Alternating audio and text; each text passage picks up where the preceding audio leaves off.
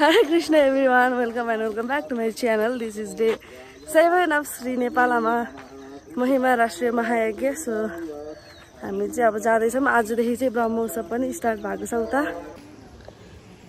आज चाहिँ माइजहरू पनि आउनु भएको छ।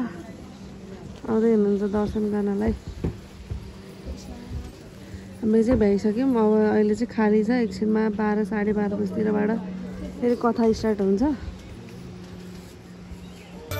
म एक्लै खाना खान जाँदैछु गाइस। अहिले चाहिँ होइन काँक्रो बोकेर पारीबाट काँक्रो लिएर गइरहेको छु। सब खाना हुन्छ कि भनेर। यता गाउँमाता हुनुहुन्छ, बसिरहनु भएको छ। क्युट क्युट अहिले चाहिँ मलाई हतार भएको छ, त्यसैले म गइहाल्छु खाना खानलाई। 12 सवा 12 भइसक्यो। अब खाना खाएर चाहिँ फेरि यता नै आउँछौँ कि यतै बस्छौँ थाहा छैन गाइज मलाई आज के हुन्छ। कति मान्छेहरूलाई टिका लगाइदिइसक्यो, आधी जतिलाई त मैले। अब मेरो ड्युटी त्यही थियो। फेरि अहिले पछि त आउनुहुन्छ होला, फेरि लगाइदिनु पर्छ। फाइनली प्रसाद खाने बेला भयो गाइज। हो आज चाहिँ काँक्रो पनि छ है। हरे कृष्ण। हाम्रो चाहिँ चारजनाको डिफ्रेन्ट छ होइन। अनि अब हामी चाहिँ फाइनली हाम्रो आशिका माताजी पनि आइसक्नु भयो। एक्लै भए पनि आउनु भएछ। मलाई सलाम छोड्यो।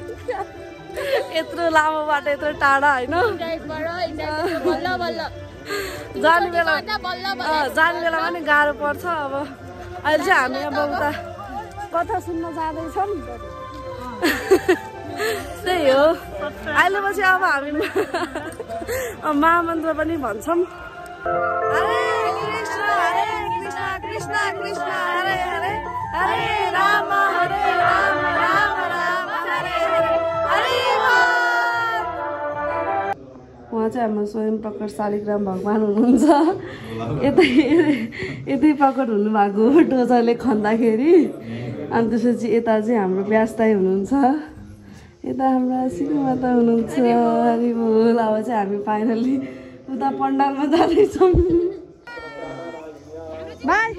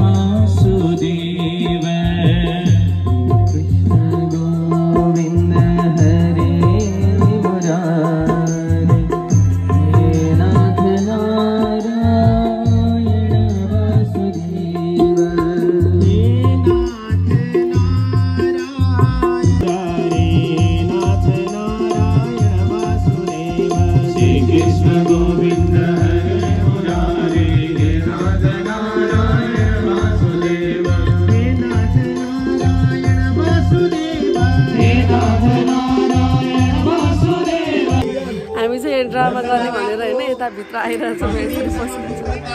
यता रेडी हुँदै हुनुहुन्छ। यतिकै रेडी छु म चाहिँ।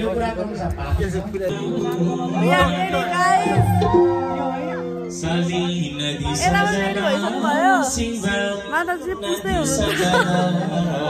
यता स्कुलको बच्चाहरू पनि आखान्। अब एकछिनमा हुन्छ हाम्रो चाहिँ। कोही पतिलाई भोजन खुवाउँदै थिए। यहाँसम्म कि व्यत्यस्त्र वस्त्राभरण काचित् कृष्णान्तिकं जयो।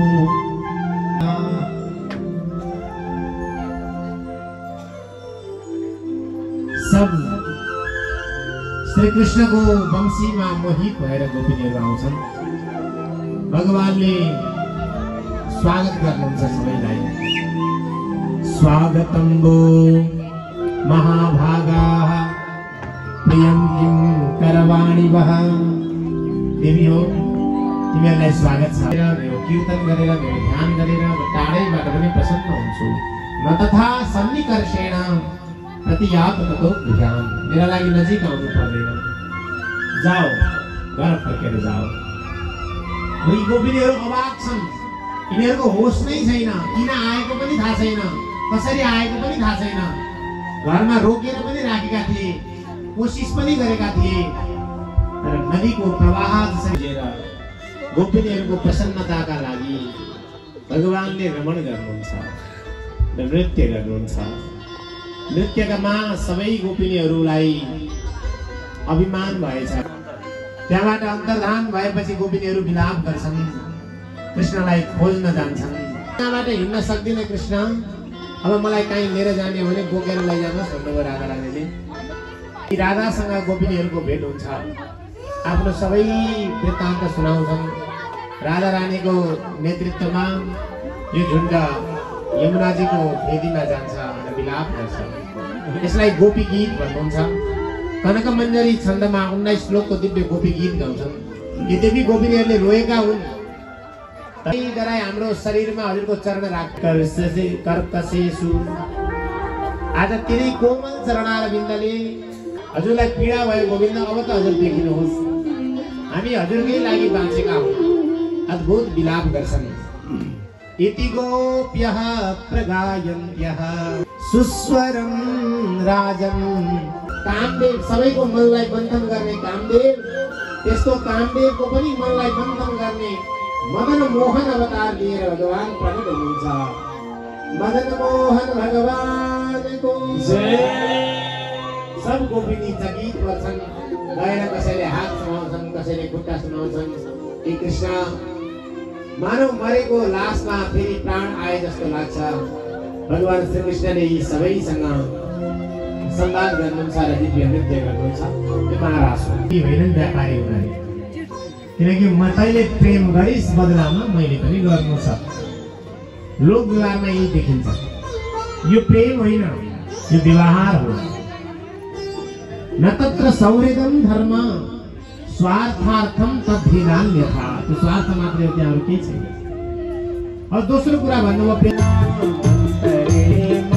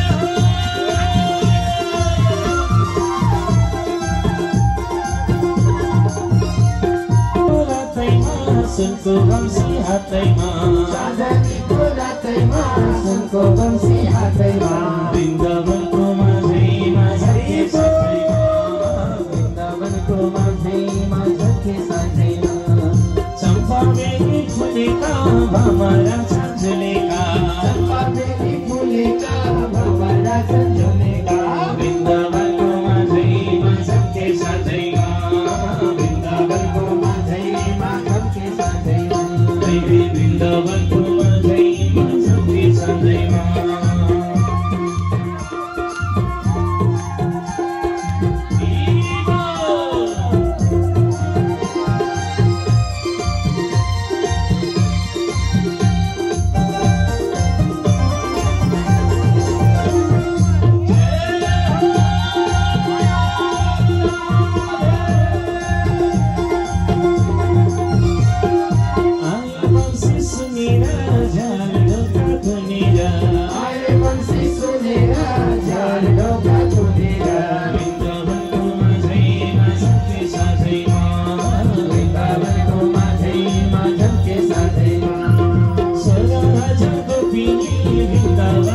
छोपिनी 16,000 गोपिनी वृन्दावनलाई छोपिनी वृन्दावनको माझैमा सबके साझैमा वृन्दावनको माझैमा सबके साझैमा वृन्दावनको माझैमा सबके साझैमा हाँस्न थाले रमाई हातमा हात समाई वृन्दावनको माझैमा सबके साझैमा वृन्दावनको माझैमा सबके साझैमा काले मनैमा काले मनैमा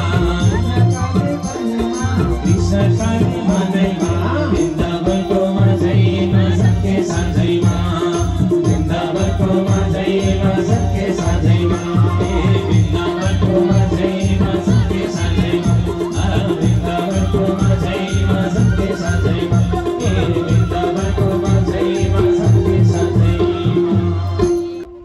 देवभूमि श्री नेपालको ऐतिहासिक पौराणिक धार्मिक तीर्थस्थलहरूको प्रचार प्रसारका साथसाथै समाजको लोकोत्तरको लागि समाजमा आध्यात्मिक चेतनाको विकास गर्दै गुरुकुलको माध्यमबाट गौशालाको माध्यमबाट धर्मशालाको माध्यमबाट यज्ञको माध्यमबाट देशको समृद्धिको लागि कार्य गरिरहँदा यो पनि एउटा स्वामीजी महाराजको पावन सत्सङ्कल्पको एउटा भाग हो।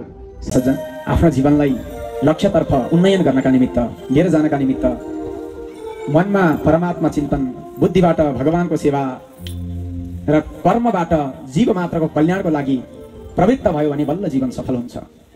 यहाँहरू सम्पूर्ण उपस्थित हुनुहुने, आज यहाँ उपस्थित नहुनुहुने, सामाजिक सञ्जालको माध्यमबाट पनि आजको यस दिव्य कथा प्रसारण भइरहेको छ। यो बोलीलाई, यो बाणीलाई यहाँहरूले सुनिरहनु भएको छ भने यहाँहरूले आजैदेखि एउटा सङ्कल्प गरौँ, जुन सङ्कल्पले हाम्रो जीवनलाई लक्ष्यतर्फ डोराएर लिएर जाओस्। हाम्रो लक्ष्य भनेको के हो त भन्दा आनन्द प्राप्ति नै लक्ष्य हो, भगवत प्राप्ति नै लक्ष्य हो। बिना भगवत प्राप्ति, बिना भगवानको चिन्तन यो जीवन सार्थक हुँदैन। तसर्थ हामीले भगवानको चिन्तन गरौँ, यो शरीरबाट सबैको सेवाको लागि समर्पण गरौँ। म र मेरा भन्दा पनि म र मेरो भावबाट माथि उठेर हामी र हाम्रो भावमा जागृत भयौँ भने बल्ल समाजको कल्याण हुँदछ भन्ने सुझावका साथ, आग्रहका साथ मैले यो दुई बाणीलाई छोटो हरिनाम सङ्कीर्तनबाट भगवानको श्रीचरणमा अर्पण गर्न चाहे।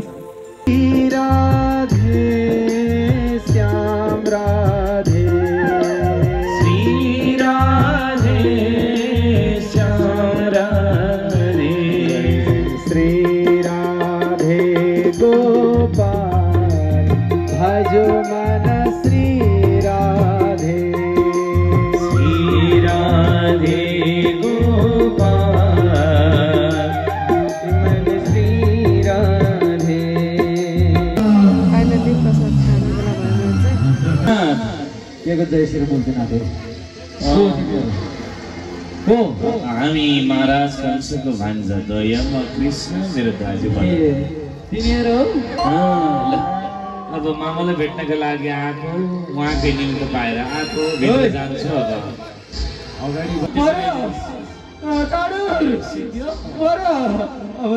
अब माथि आउँछ, अब माथि आउने भयो, कृष्ण माथि आउँछ। अस्ति प्राप्ति हामीलाई बचाऊ, मलाई बचाऊ, मलाई बचाऊ है, मलाई बचाऊ। आयो आयो कृष्ण, आयो कृष्ण, आयो आयो आयो।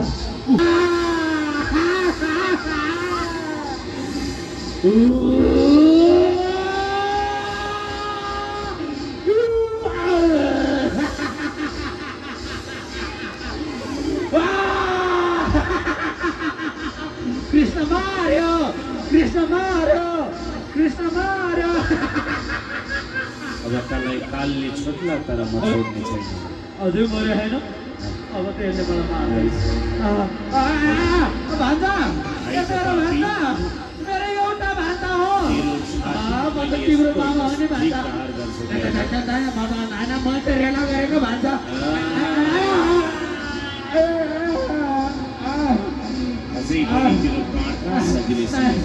नमार भान्जा मलाई।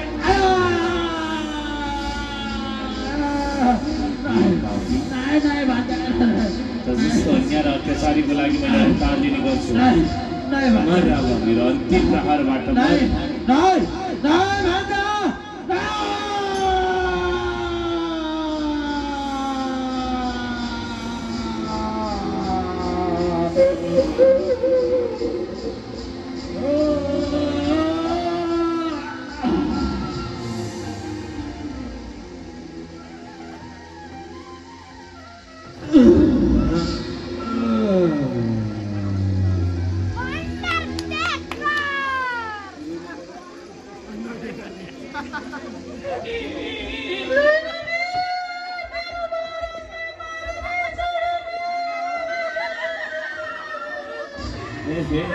माइजहरू पनि रुन थाल्नु भएछ। ए माइजहरूको रोदनाले बढी नै भएको छ, त्यसलाई सम्झाउनु पर्यो।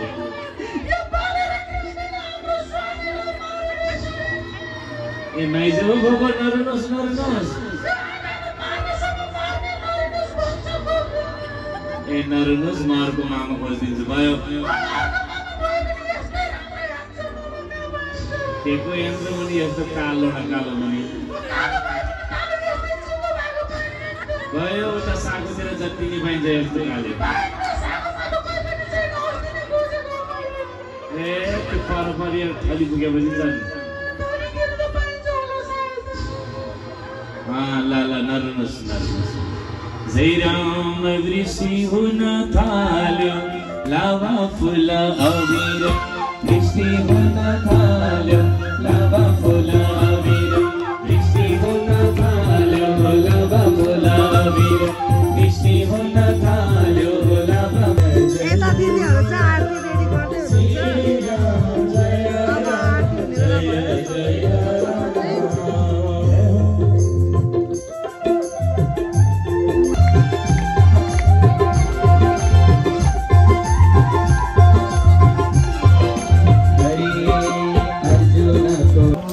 उहाँ चाहिँ अब जाँदै हुनुहुन्छ, हामी होइन उहाँ चाहिँ जाँदै हुनुहुन्छ। फेरि आउँछु भन्नुभएको छ, आउनुहुन्छ बिहानै आउँछु भन्नुभएको छ। म हेर्छु, म त भुत्ने जस्तै रहेछ मेकअप पुसेर। राम्रोसँग जानु। बाई। फाइनली माताजी जानुभयो, यहाँ पनि सक्नु लाग्यो।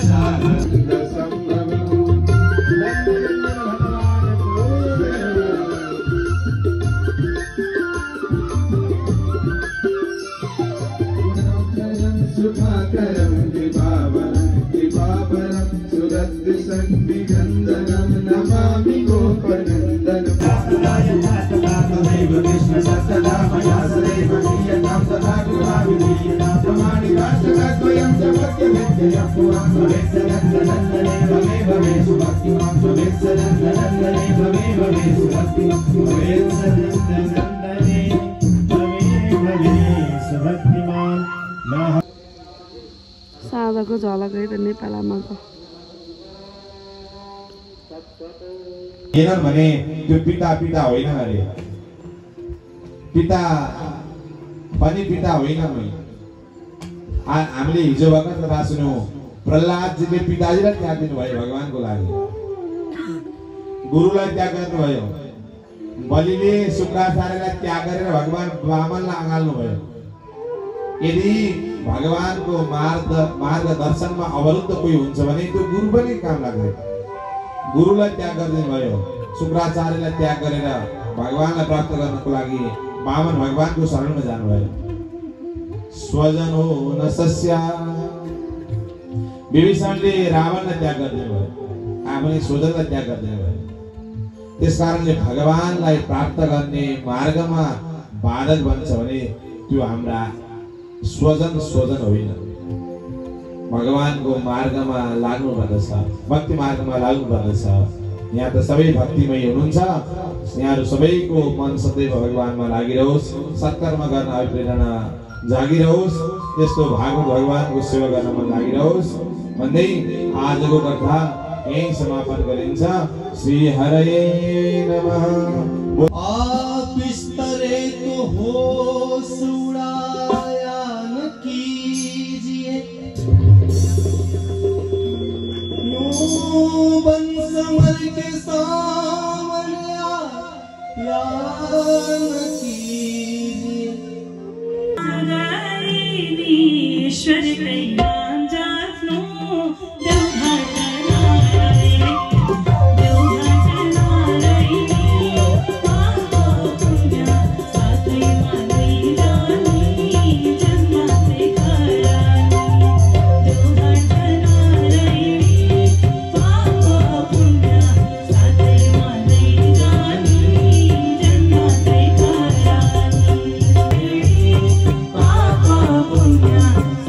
Bye.